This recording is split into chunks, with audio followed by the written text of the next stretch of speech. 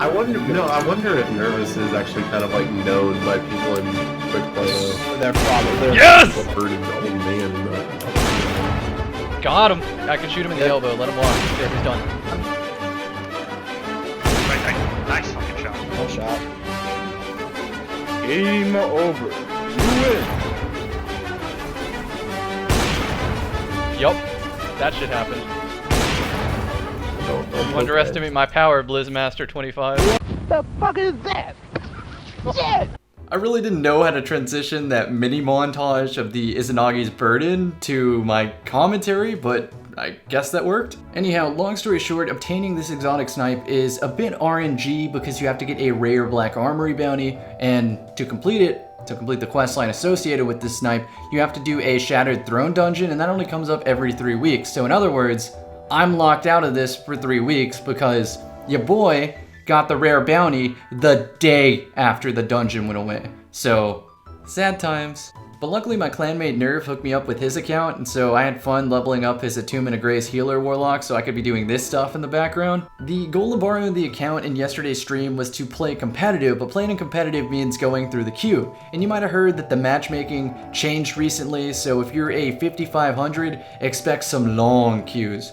We would get a mongoose error code, which means we searched too long that we couldn't find teams and it sends us to orbit. Then we'd search again, and after about 5 to 7 minutes, we'd find a team. They would disband and leave because they were all solos, and we'd have to repeat the process again. Don't get me wrong, we got legitimate games, but when you count them on your fingers, and I mean you can count them on your fingers, it was about 10 matches in the entire competitive session, and that went over a couple hours, so that's a bit ridiculous in my opinion.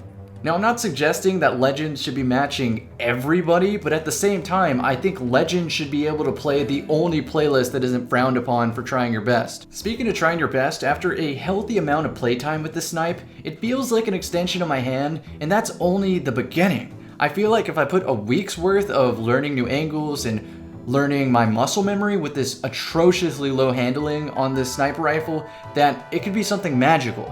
I'm sure you've already seen copious amounts of reviews on this snipe, so I'll spare you the details. The bottom line is that the snipe uses excess ammo to give you the option to body shot your opponent. Now, the naive answer would be, well, a good sniper always aims for the head and can hit the head, which is fair and valid, but when I'm playing in comp, I want to hold an angle at which their head isn't even visible, so that when I kill them, they're like, what the hell, did this guy just shoot me through the wall?